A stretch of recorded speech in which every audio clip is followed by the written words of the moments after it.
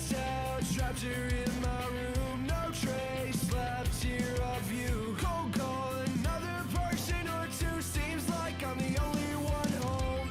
Aligned with the sun, shadows on everyone. No reason to run, hide out inside. Just stay at home, so lost and alone.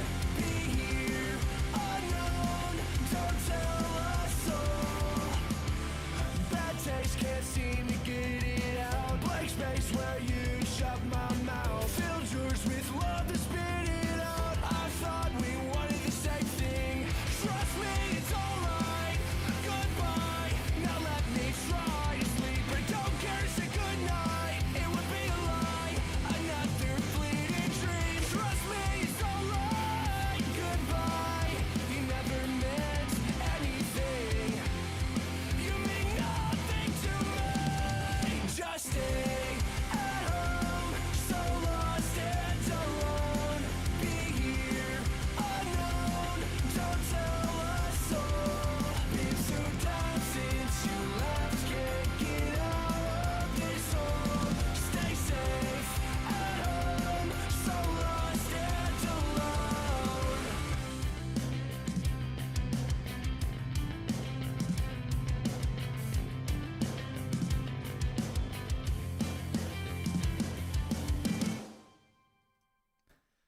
Good evening, everybody. Welcome to another installment of Touchline Talk, featuring another beautiful guest. Today we have Samuel, who is a fantastic football writer and analyst. I have linked his Medium page in the pinned comment, and it's also in the description of this video. Please make sure to go check him out after this. It's primarily Liverpool writing, but if you want to learn more about football, even if you aren't a Liverpool fan, in fact, I would implore you to read it, especially if you aren't a Liverpool fan, to understand our opponent on Sunday, and also just to enhance your wider understanding of football. Samuel, matey, thank you so much for joining me today. Thanks for having me on. And yeah, ready to have a conversation. Just a conversation, absolutely, yes. Fantastic stuff. Guys, if you are coming into the show, please make sure to leave a like on the video. It is free, it helps support the channel. Very good to see everyone saying big up to Samuel and W Samuel in the chat. You guys are always very lovely to my guests. What we have for you today, ladies and gentlemen, is a primarily Liverpool structured show, as you might expect. I'm going to be asking Samuel about his thoughts on Liverpool's transfer window. Was it a bit confused in hindsight? Our thoughts on Liverpool's regression this season, the return of two striker systems, not only for City but also Liverpool. The past couple of games have been doing that. What's been the purpose of that? How might we expect Liverpool to set up on Sunday? And then I do want Samuel's thoughts on City generally this season, what he's maybe looking out for, strengths and weaknesses, that sort of thing. As I say, thank you so much, matey, for joining me today. And I guess that's where I want to start first of all. Let's start at the start, i.e. the summer transfer window. As an outsider looking in, I had Liverpool as title favourites. I liked a lot of the players they were signing. I liked the idea of if Trent is going, then how can you maybe replicate that passing progression? Could you do it with a player like Florian Wirtz? I liked that as an idea and as a concept. Were you equally as confident at the time? Or were you more so like where I am now, where in hindsight, it now looks a little bit confused, perhaps? Oh man, I'm trying to really think about what I was thinking at the time, because I don't want to be dishonest or exaggerate, but I do think I was quite skeptical, if I'm honest. Just because I did factor in obviously that we lost Diego Jota, who was someone who scored a lot of goals, and obviously that was going to have a massive impact on the club and the team. So I just knew that we probably aren't going to win the title this season. I didn't think that. I never thought that we would.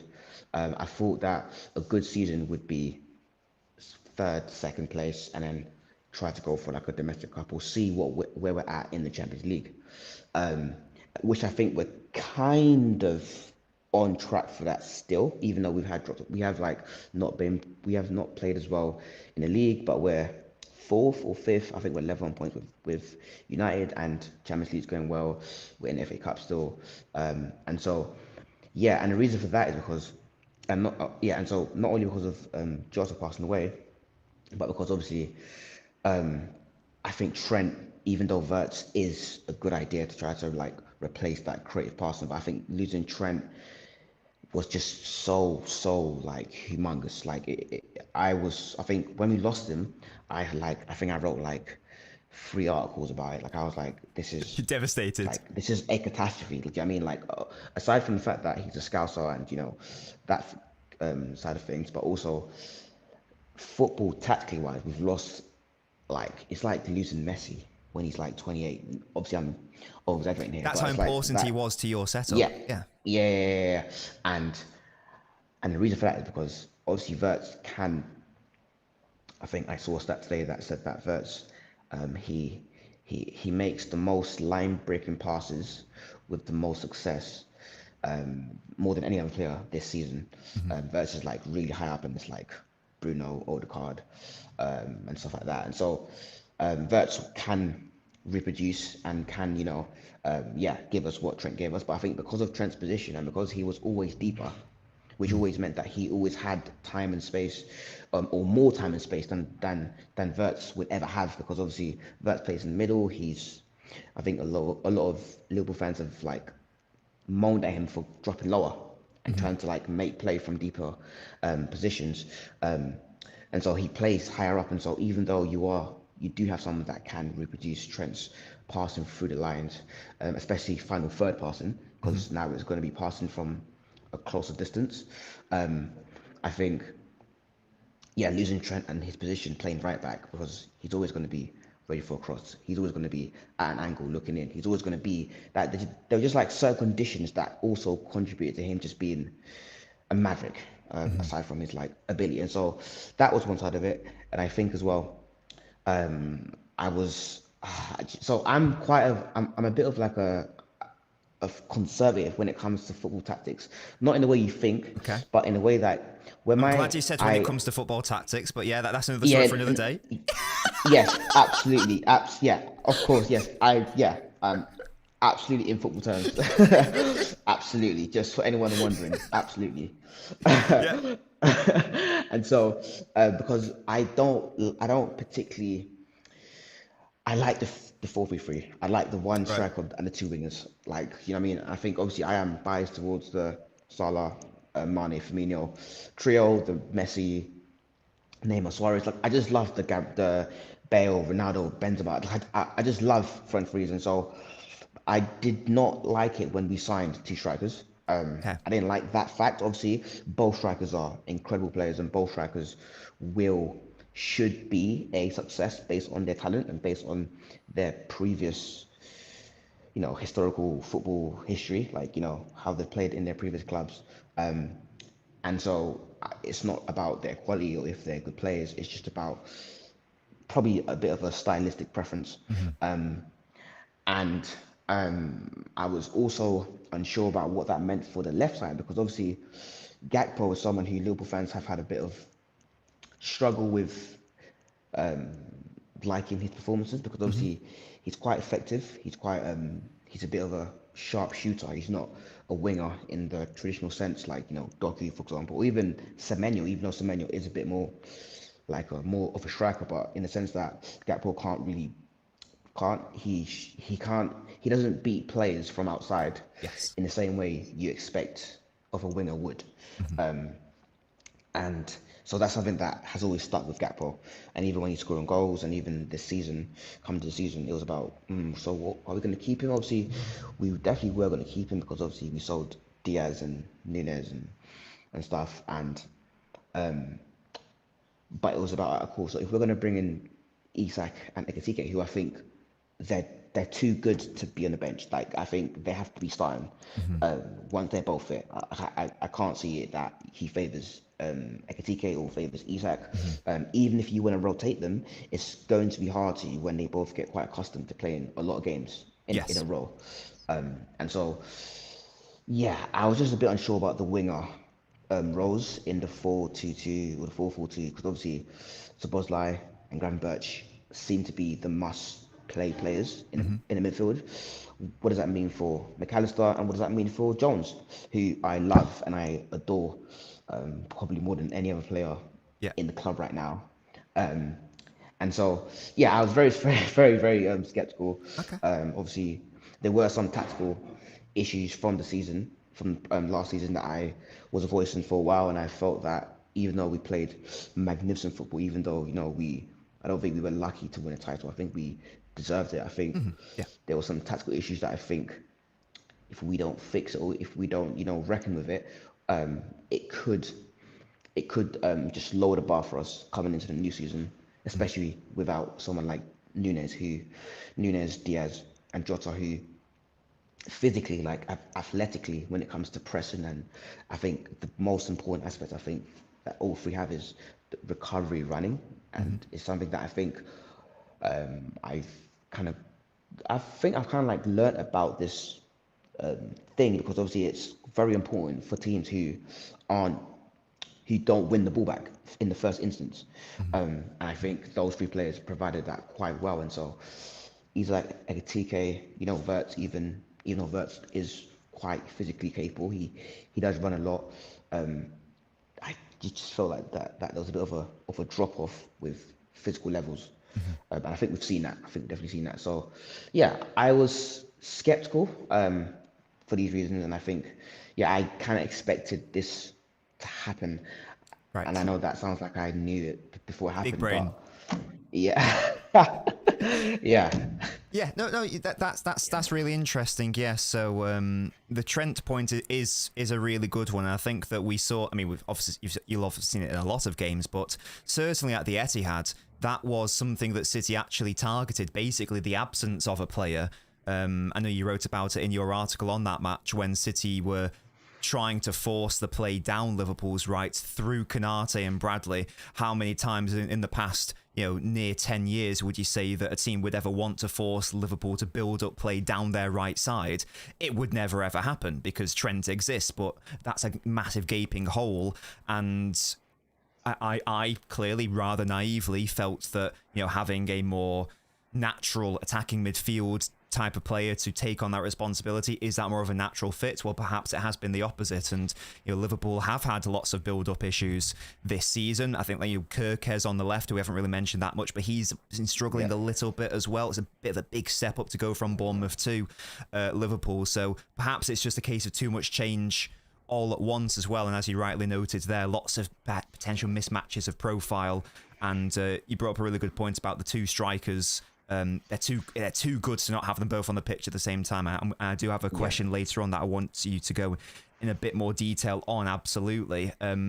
Just to the chat, everyone, if you've got any thoughts for either Samuel or myself, please get them in the comment section. Even if we don't address them now, I will come back to them later. So if you've got any questions for either of us, preferably Samuel, then please pop them in the chat right now. That would be very, very lovely. And Andrew here, who is a Liverpool fan, says, we do miss Trent. And he also says, we can't have only Ekitike for a full season. He needs those two strikers at least. And yeah, it's a shame that Isak did get injured. And I do want to talk about that later.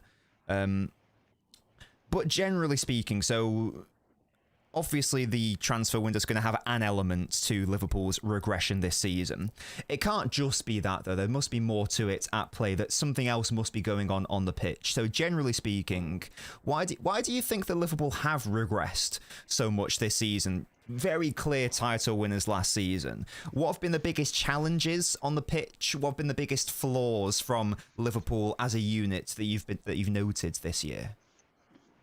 I think that's a great question, because I think this is a question I've been trying to answer for the whole season. Yeah. And I remember when we were losing, I think we lost like 6 games out of 8 games at some point in time. And I remember like watching games, and obviously I watch every game twice, and just be like, what is it? Because like I'll go on Twitter that I use quite a lot, and I'll just like, everyone's saying, we don't press high enough, we don't apply enough pressure, which is true to a high degree.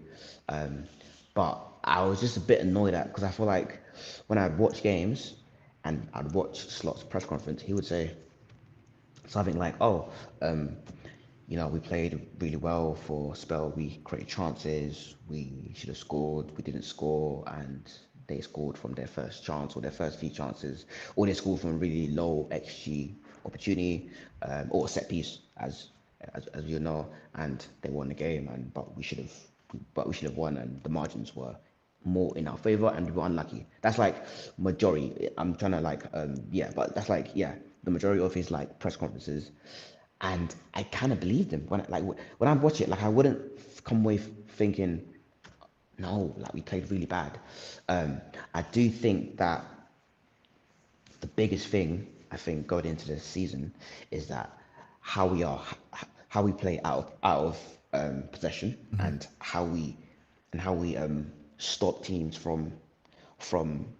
I'll say it's more so from. I think the issue is teams are able to get through us and get to our final third, to our box, with sometimes with like one or two passes. Relative ease, Yeah. And that is something that Arsenal doesn't have. A team that I think is the standard when it comes to how to defend on every part of the pitch. I think Man City, that is their intention. I think with Pep coming in, and obviously I was someone who loved Pep when he was at Liverpool. That's like their intention to keep you away from the goal. Yeah, we're trying. Win it back Whether there. we're succeeding, Yeah, but we are trying. yeah.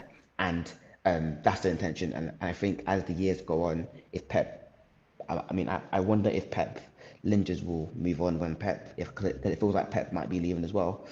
But if he does stay, knowing how Pep works, he's just trying to get that balance right, and he's trying to find a way to, be able to, I guess, want to use Arsenal as like the standard here, to get to that level where you can basically keep the ball away from your goal by pressure, which is something that is coming harder because obviously every team can now play at the back, every team can now play through you, and so going back to Liverpool, I think so we are quite easy to get through at times, and these moments happen, in my opinion, more so when we're in the game and maybe let's say the ball goes between both teams. Let's say that there's a long ball, second ball, Gravenberch and let's say Tonali fight for it. Let's say Tonali wins it, then maybe McAllister comes in and he wins it, and then maybe Anthony Gordon gets it, and then maybe Newcastle then can now play backwards. And in that moment where there's been like a struggle for possession, and the opposition team get the ball and can like recycle and like then attack, I feel like in those moments the team is passive. It's like they stand and they just try to like, I don't know, like watch, and in my opinion, I think for me it's, if you lose the ball and it's been like a bit of like a back and forth, you know that one, a lot of your players will be moved around the pitch because obviously the ball was being fought for, and McAllister might be in the right channel. It'll be messy, and so there'll be spaces. And so once you lose the ball and the ball goes back and they win it in that moment, it's about either squeezing to protect those spaces or going. I think you still have to squeeze in order to go because you don't want to press with space around you. And so basically there's meant to be an action. There's meant to be something happening in that phase of play. Like I think whatever it is, we can say it can be, you got to be compact, maybe you've got to go and press the ball, whatever. But there's meant to be movement of some sort of choices. I think the team don't do much. There's a lot of passivity. There's a lot of like just very passive recovering back into the block. And I think it happened with Brighton, the game that we won 2-0, and it happened against Newcastle. I think it happened for their goal, I believe, actually, against, it happened for their goal. And so I think that is an issue that the bigger teams, the best teams in the world don't have, because Bayern Munich, for example, who play a very intense man-to-man style, when you watch them, the idea is that when we don't have the ball, we cannot for 1 second just be passive. We have to either be doing this or doing this. And I think that is what Liverpool and Arne Slot, I think even when he was a manager for final, that's something that when I watched these teams there was a lot of that. And obviously that's something that happened a lot last season, and it happened a lot in our losing streak. And I think, yeah, it's his, for me, it's his philosophy, because obviously it's something that's been with him, in my opinion, before he came to Liverpool. And so it must be in the way in which he coaches his teams out of possession. And um, and so I think, yeah, that's something that we've had issues with. I think also breaking teams down. That's been an issue. I think, obviously, even though Verts, when he, even though for even before he just has got into this like hot streak, there was a period of time where he was creating chances and getting shots off and doing the right things, but it just wasn't working for him. Or if he, I remember his beautiful flick for Salah at Stamford Bridge, and Salah missed it. That could have been a sensational assist. So he's shown enough moments, not enough previously, but enough moments to have gotten more than just 0 goals and 0 assists for however long. But I think because of the type of player that he is, Verts, Ekatike, Isak, Jones, even Gravenberch, these players are players who there's not a lot of range, Right. like passing range, and there's not a lot of like passing range, and so I felt like with the loss of Trent, even though Verts does reproduce his value to a degree, Trent gave Liverpool range, which means that teams were always unsure about pressing us or going backwards or pressing us, or however they would do. We had an idea, because we had Trent. Trent was like the maverick, and I keep on going back to him. But honestly, I can't not, because against low block teams this season, Leeds, Burnley, West Ham, or just a lot. Like, we've played a lot of teams who even don't actually play low blocks have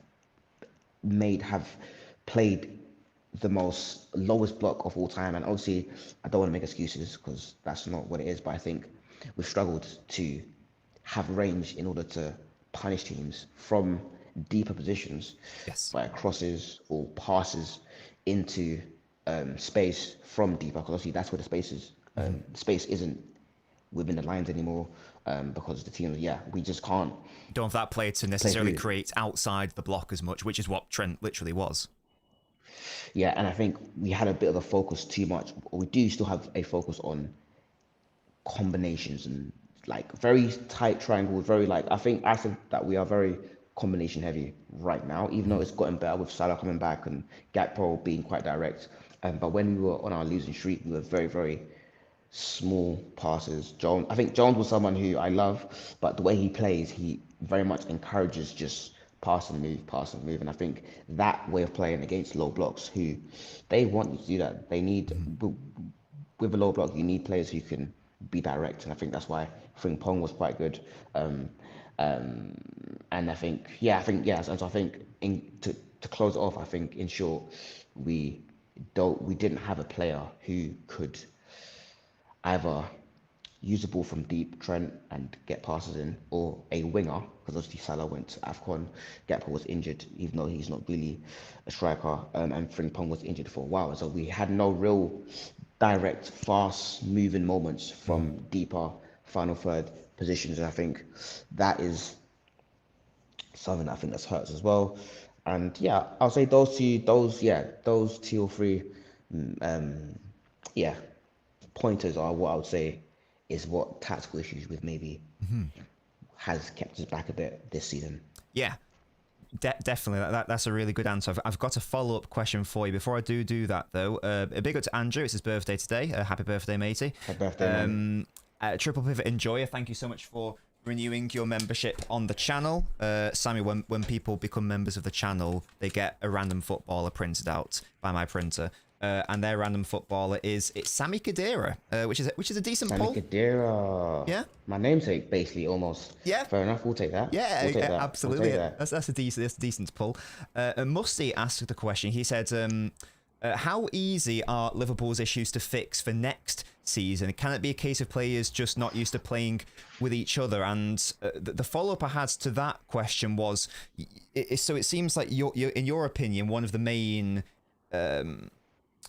ways to describe this Liverpool side is perhaps overly cautious, overly passive, as you said, certainly. Now, that is the exact opposite of what Liverpool were just 2 years ago, under Klopp, who was associated more so with, again, the opposite, direct, heavy metal football. So it's like two massively contrasting styles at play. Of course, last season they won the title, so you can say that it doesn't matter about the contrasting style. So I suppose, yeah, if you do end up sticking with Slot, and I think that Andrew, the Liverpool fan, isn't necessarily happy with that as an idea, it'd be interesting to get your thoughts.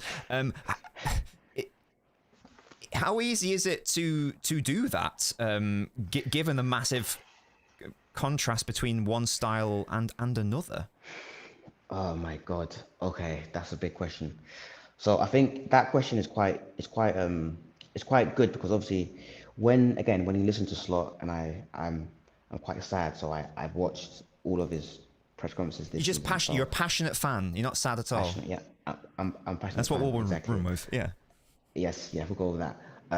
And it's funny because he has this idea that he calls his football intense. He says no, we want to play with intensity. We want to be on the front foot. We want to press high.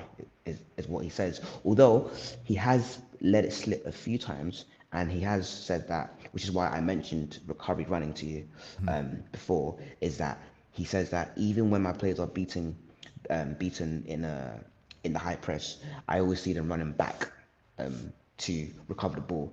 And he said that was against last season against Bayer Leverkusen, because I think we were playing against Javi Alonso, and obviously they are a team that press high and were quite aggressive. And I think we had just played Brighton and won 3-2. Salah scored the winner for that, and I think even though we played well, we were just very easy to, like, Brighton got through a lot of times.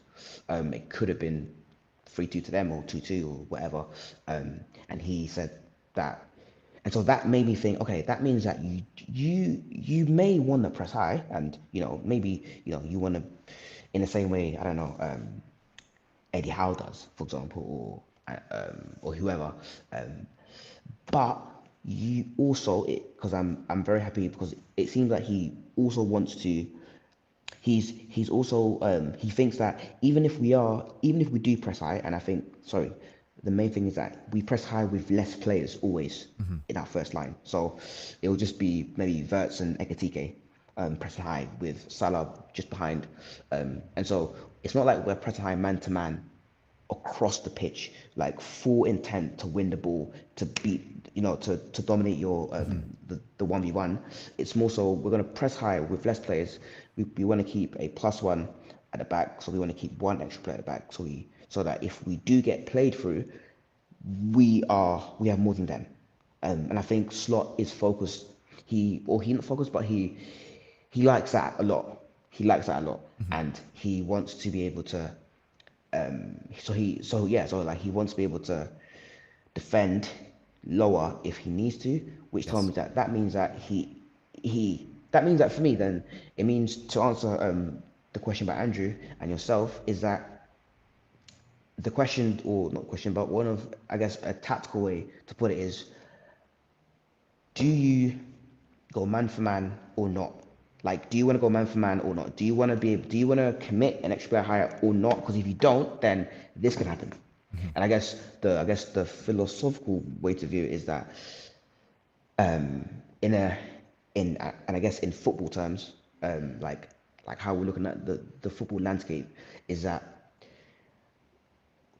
teams now can play at the back. That's like a saying. That's like, yeah, the sky's blue. Do you get what I mean? Like, water is team now wet. can play at the back. Exactly. And so if you don't want to press them high, then they will have one or two players. Their goalkeeper might be able to ping a ball to their left winger into space. And that's because maybe you want to keep an extra player there. And maybe, who knows, maybe you're like, all right, cool, I can leave, we can take that. If they have players who can play out from the back, and they can get to our final third easy, at least we'll have Konate and Van Dijk back with the fullbacks there. At least it won't be like they're running into a 3v2, or they have more players than us. So maybe he doesn't mind that. But then I guess the question is that okay? Then you might be it might be, I don't know. Let me use Guardiola pinging it to Doku or to Semenyo on Sunday. Are you gonna trust? Who is it? Frimpong? Is he injured? Supposedly to always win that battle. Why don't we maybe try to get closer, higher up, and press them higher, so that if we win the ball, which is always the question, how likely are you to win the ball in these higher spaces? Because obviously, again, players can now dribble out of pressure, carry out pressure. Like they can, the game is like broken basically with how good everyone is basically, and so I think that's the question. And obviously, Slot prefers, he wants, all right, we want to have safety. And I think that is what is costing him. And I think even if at times he does go man to man, so it's not like I'm saying he just never goes man to man like ever, because he does in certain phases of play. But in other phases, it's clear if you compare it to Arsenal, if you compare it to Bayern Munich, if you compare it to Newcastle, if you compare it to Bournemouth, he prefers just hang back guys, just wait. And I think I've always had, I think, again, I'm quite biased because obviously my best Liverpool years, or the period of time where I learned about football the most, was with Klopp when he was around. And so I love high pressure. I love like chasing, running. Like even when I play football, I'm probably better at pressing than I am on the ball. So literally, so I love that idea, and I think, but I've had to contend with the fact that, against Arsenal, for example, when we played them at the Emirates and at Anfield, our way of playing, we were quite, it wasn't about ball pressure, it was about man to man, but just follow them, hang backwards, just block the spaces behind, with a bit of pressing towards the second half. But yeah, so I think that's the question for Slot. I don't think he will be able, I don't think he wants to do it. I've seen nothing to say that he wants to do it. He does know how to tinker in games, to apply more pressure, to, sometimes, I'm not saying that he's not someone who applies pressure higher up on the pitch, but he just, it's not in his DNA. I don't know how else to say it. Like, it's like saying, will Klopp ever be someone who plays 4-4-2 conservative football? Like, do you know what I mean? Or saying Jose Mourinho. Like, he's been around for years. He's had, like, I've always thought, like, if you're a coach who's had a lot of success doing one thing, and obviously you're now into like a new era, you obviously, everyone says like just adapt, become a high pressing coach, and obviously, but then you realize that like these styles of play are they are the manager's like It's like their belief. identity, their nature. Exactly, and so that's why I think Slot won't become something else, like someone who is like Klopp or Eddie Howe or Areola or Arteta in that sense. And I think if he's not, then my thing is he puts his hat on what he does with the ball, what we do with the ball, and so it's about how good can we get at that. And I think I think the bar's quite high in that regard, in regards to the kind of football he wants us to play on the ball. And so I think it's more so about his strengths. How can he exaggerate his strengths so that we just can, in the same way like Klopp did. Klopp, when his weakness was that we were far too open at times at the back. That's the weakness when you want to play even Man City, I think, this season. But you kind of have to get to a place where you can basically emphasize your strengths more than your weaknesses, to be able to say, okay, yeah, he's like an established top coach. Slot is established in the professional football world, obviously, but in regards to like his football, I don't know, his tactical standing, for me, just a bit lower than the modern or the current meta, which sounds like a bit like, I guess, what is the right thing to play. But in regards to what is most effective right now, he just doesn't really meet those standards per se. Is what I say. So yeah, we'll see. I think it's about making sure that his strengths are bigger than his weaknesses, I guess. We've had a lot of questions in the chat about the relationship and the dynamics between Ekatike and Isak, and which is quite apt because that's the next topic I want to get into. So, for example, we've got Mateus Nunes, 27. I don't think that's the real Nunes. If it is, then sort it out, mate. You need to be prepping for Sunday, mate. He says, was the Ekatike signing similar to our signing of Trafford, i.e. players signed to start but better players were presented in the market, or was it the intent to have two-class strikers? Along that same note, we've got Noin, who says, once Isak is fully fit, I think Ekatike is going to be holding the width in that type of role. What's interesting is, and this was something that you wrote in your Bournemouth article, you said, where is the, I quoted you as well, where have I put the quote? I wanted to quote you verbatim and everything. Here we go. The switch to a split striker system is interesting, and as always, the players need time to adapt. Squad suitability is a factor, as it becomes easy to see Isak and Ekatike bonding within this formation. Spaces in these areas were often congested, however, meaning shots had to be taken from further away than intended. So those were your words, with Liverpool recently moving to more of a split striker system, as you say it. Why? Why Slot been doing that recently? Is it just because there's a future where both Isak and Ekatike want to, ideally you'd want to start them both, so is he keeping an eye on that? What are the benefits to it for Liverpool? Why might they do it? So just from a City fan's perspective, we've been playing 4-2-2 for the past few games, and whether that's been Hall and Marmoush or Marmoush Semenyo, and one of the reasons why it's benefited City is, certainly we saw it against Wolves and we also saw it against Newcastle in the Cup, is that you've got your two running strikers in, let's say, Marmoush and Semenyo, who are capable of making those runs in behind. So you pin an opponent's defensive line, in the case of Wolves, Newcastle, as a back five, and that just generates these massive chasms of space between like a defensive line and a midfield line, and then your two number 10s, players like Foden, Shirky, and as we saw against Newcastle, Reinders, they can now flourish. So that's the process of City doing it. Why are Liverpool doing it, though, do you think? Longer term, is it just a view for Isak Ekatike? But more like short to medium term, like what are the pros of going with this two up top setup? I mean, so when you look at who played on, so I think first of all, it's very good that you explain the way City do it, because I think Slot would probably be thinking more defensive as to why he's doing it. Right. Because he played Szoboszlai and Wirtz as the wide players. And then he played McAllister and Graham Birchall Jones and Graham Birchall whatever. And so it was essentially four midfielders were on the pitch. So it wasn't as if I think, I don't know, City might have, who would City have in the wings if it's Semenyo and so we would have had Semenyo, Marmoush, and then behind them we would have had Shirky and Reinders, or Reinders and Foden. So they were the two number 10s, and the width came from the fullbacks. Okay, got you. And so what I'll say is that for us, I think Slot maybe wanted to have an extra midfielder on the pitch in order to be able to defend the space that Salah usually controls when we're pressing. I think it was but I think it was, in my opinion, more defensively.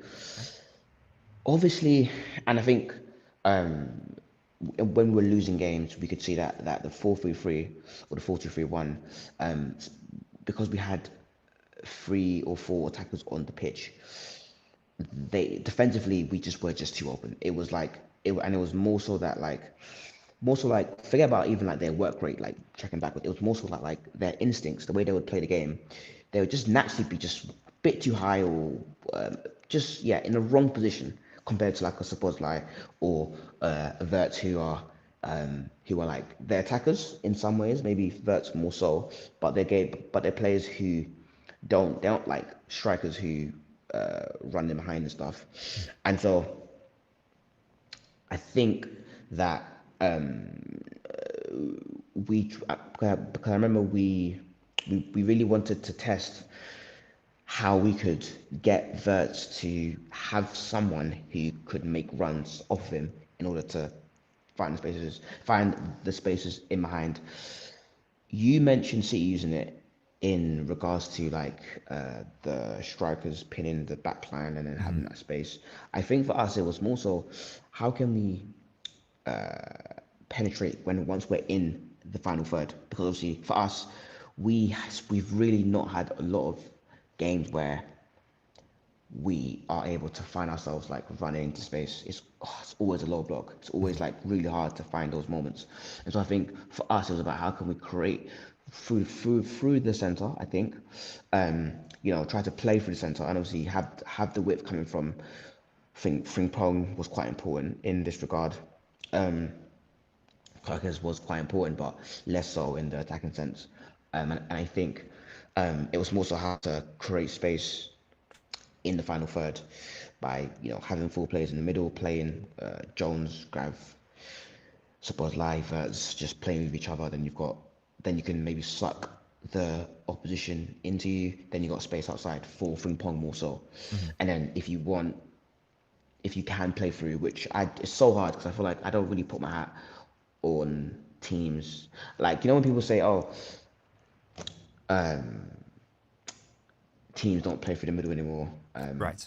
Like More risk averse. You want to play out wide. yeah. Like I don't know. I don't want to sound like a contrarian, but it's so tough. Like even against like Leeds, Burnley, like it's literally 11 players behind the ball.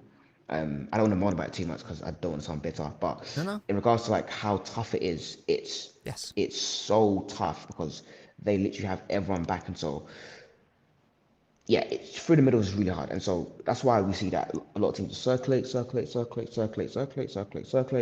crosses from wide, so you don't lose it in the middle. It is safe, and obviously it's a result of obviously tactical stuff like making it like that, having 11 players by the ball, and also the fact that players are better and physically better.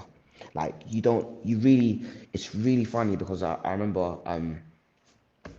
Burnley had who do you have? They had Chuku from Chelsea, the Chelsea CDM, who when he was playing for Rennes or team in France, we were in for him. Chelsea were in for him. Like he was someone who was scouted to be one of the next big DMs. You got him playing there, and then you've got someone else.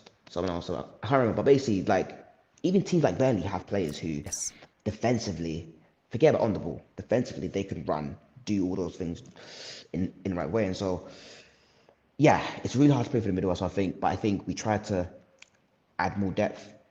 Ekitike, Hugo, or Gakpo sometimes. Salah played there. Salah and Gakpo played as the split strikers. And so I think, that's to have depth and to be able to, release the fullbacks more so in the final third rather than, I guess, City want to do it from build up or do it from, or it seems like that City. I don't know when I've watched City this season, though, man, Pep will never ever become he's not someone who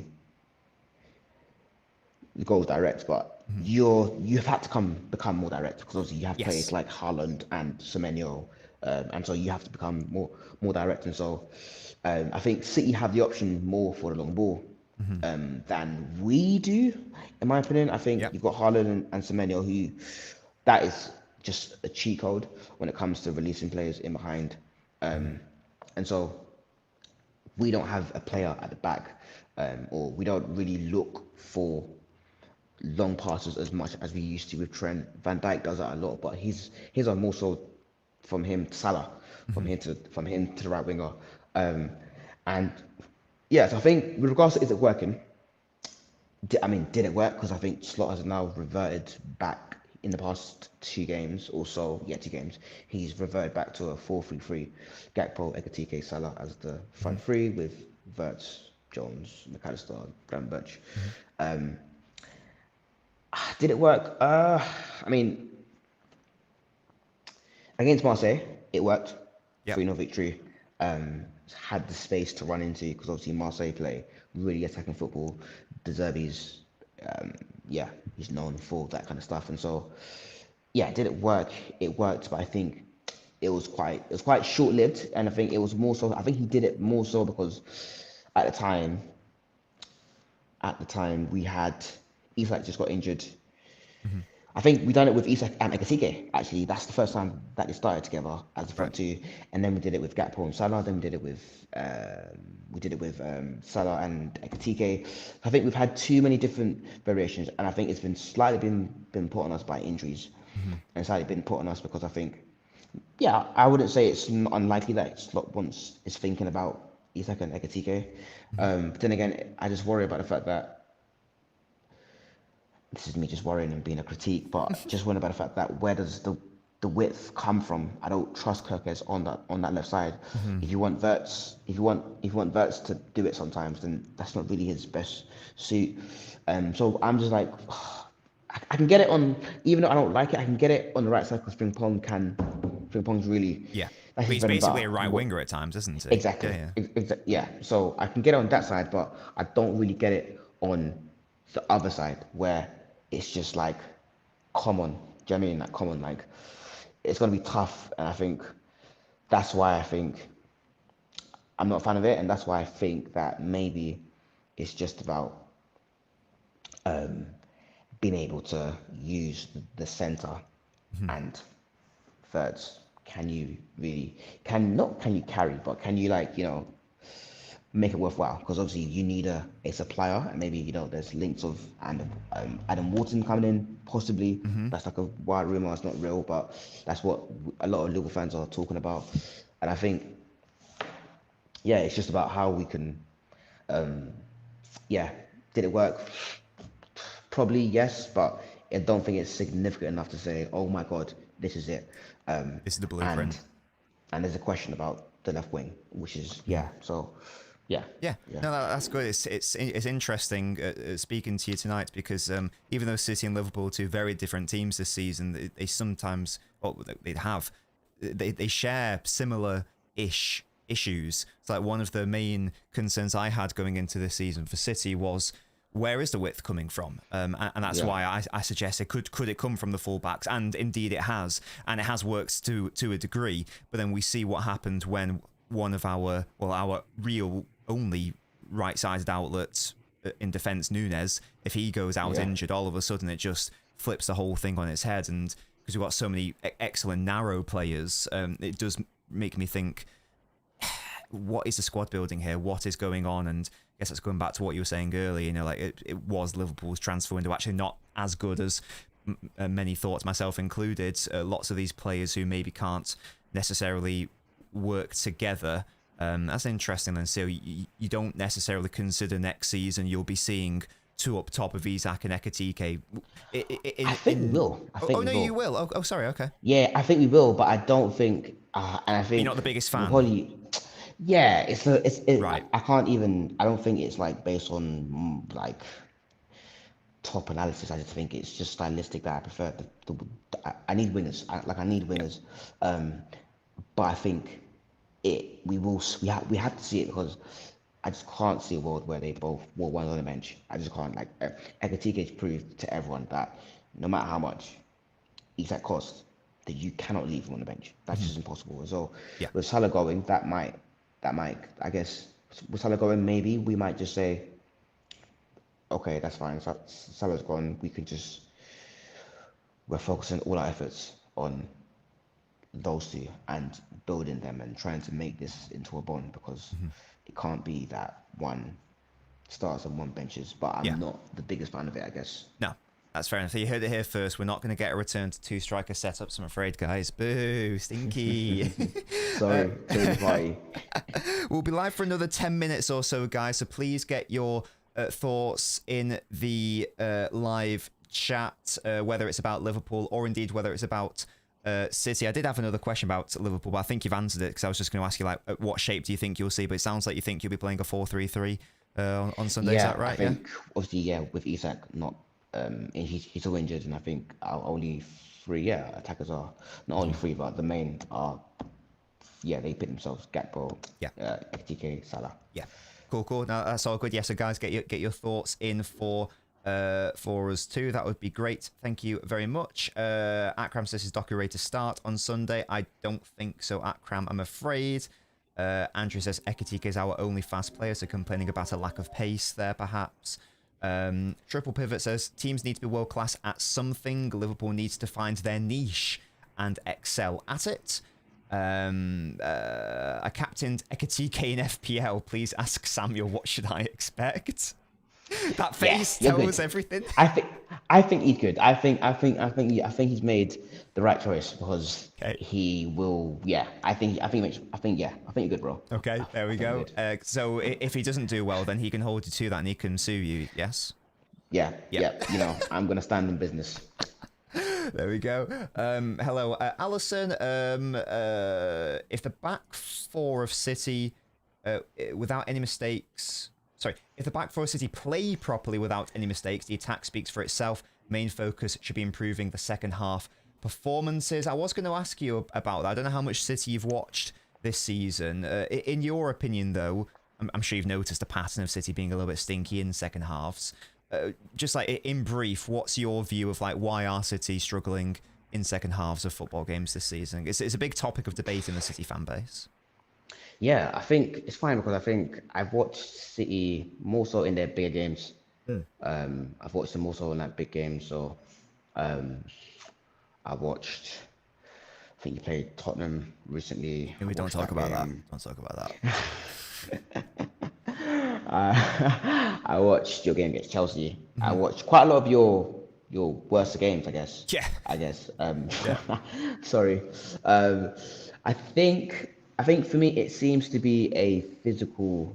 Okay, so I guess obviously some like you got like the game against Tottenham, who I guess it's quite arguable that the goal that Solanke scored in his first goal shouldn't have counted. You know what I mean? So you got things like that, like bad luck and just Rodri's interview was quite intriguing in that sense. And then I think you've got a team who are trying to become a team. Because I think it mirrors Liverpool under Pep Lingers with Klopp, where you blow teams away, you know, you become a team. So you become a team that essentially, not that Man City didn't do this before under Pep, because that would be bonkers to say, but you become a team that is like primarily focused on, not primarily, but you have a bigger emphasis on running more without the ball, like trying to get the ball. And so I think in the second half of games, when legs get tired, when you're winning the game as you have been, but you don't have as much incentive to score because you're winning 2-0, and that is a dangerous scoreline. I remember I even wrote a piece about Liverpool's game state issues. This was in Klopp's. Was this, I think, maybe his last season, 2024, and in which I just spoke about the fact that I think the style of play, when you're a team who is focused on trying to attack, pressure the ball when you don't have it, basically, when you are winning the game, I think it's imperative that you have the ball rather than you don't have it. I think it becomes very dangerous to place an emphasis on ball pressure when you're winning the game, because one, I think psychologically it's just harder to do when you're 2-0 up and tired legs, tired brain. Exactly. And so I think that makes City a bit easier to play through than they would be if they had a philosophy, like for example on a slot, for example, Liverpool have a great record. When we score first, I think most of our points this season, Newcastle was our first game this season that we conceded first and came back to win the game. When we're ahead, it's over, usually. Yeah. And that's because obviously I spoke about this like last week I like made like a Twitter thread about it where I said that Slott's focus is on trying to slow the game down when we don't have the ball. That's his thing. It's not about getting the ball back. It's not about like high pressure running and fast pace and trying to win it there and then. It's about trying to strategically slow them down, slow the tempo down completely, so that it's not about like trying to play through, and then try to win the ball back in certain cases. Not enough, in my opinion. And I think when we're winning, that's perfect. That's perfect because obviously you have a game plan that you are focused on not being played through, rather than focused on trying to win a ball back. And I think City's focus on trying to win a ball back all the time makes them very, very, yeah, very, very easy to play through at times. Or no, but it makes them, because I not even play through, because I think it's not like you structurally you're open. In my opinion, it's more so that you're not winning as many duels when you're um um when you're ahead, and the opposition get more transitions from their moments, in comparison to Liverpool. I think Arne Slot's very good at, like, I think we don't concede many transitions from our high pressure, or from we consider it from like one specific one that I described earlier, but we generally we limit transitions as much as possible.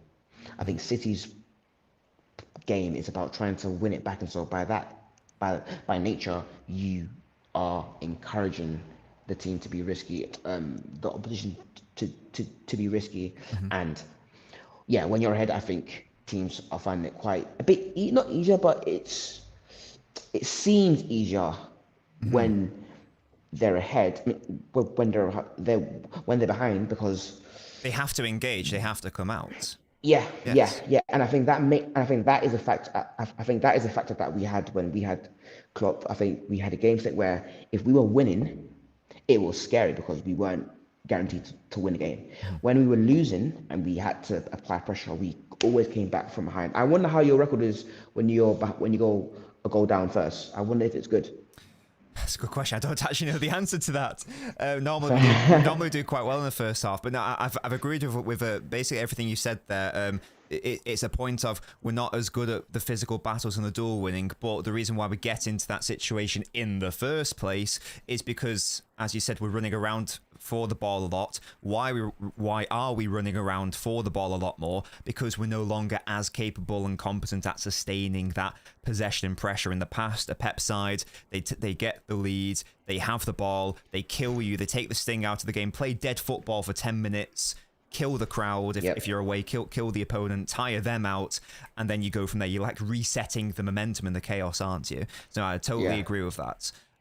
Just got a couple minutes left because Simon's got to shoot off. So for absolute final questions, please, everyone. Musti says, can you do the same thing to Liverpool, forcing the ball to Konate on Sunday? That can happen, surely? Yeah? Yeah, I think that's a viable option. Yeah, that's a viable option. I'd like us to do that, definitely. Big up to you, Becky. I've put a link to Samuel's Twitter as well, so please make sure to go follow that. If you don't have a Medium account, you just rather have some really insightful tweets, would recommend to go check him out. I've popped the link there, or you can just go to see who I follow. I don't follow many people, so it'll be pretty easy to find him. When we concede first, we are cooked, says the Blue Lock. George says, do you think Liverpool lack someone like Doku to create constant threat and progress through the flanks? And you've made that known that that's pretty much your thoughts, isn't it? Yeah. Absolutely. 100%.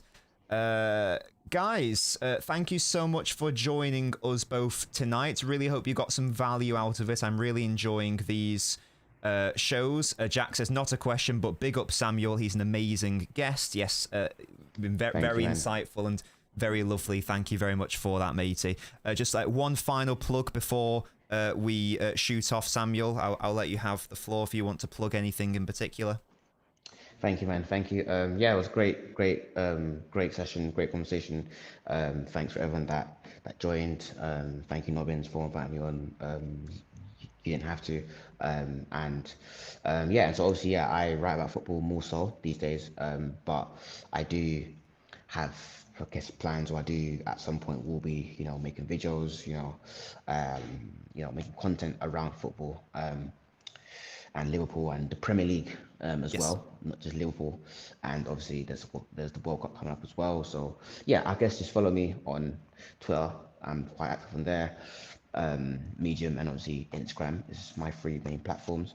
And yeah, and so yeah, that's me. Yeah, thank you everyone for coming, and yeah, I enjoyed it. Lovely stuff, and we enjoyed having you as well. Thank you guys so much for watching. Have a lovely rest of your evening. I will be coming out with a tactical preview tomorrow, so please stay tuned for that. I'm basically just going to repackage everything that Samuel said here, and I'm going to copy him, and I'm going to plagiarize his work, so I don't have to do any of the work. Thank you so much, guys. I'll catch you this weekend. Big up, guys. Thank you, Samuel. Bye-bye. Cheers.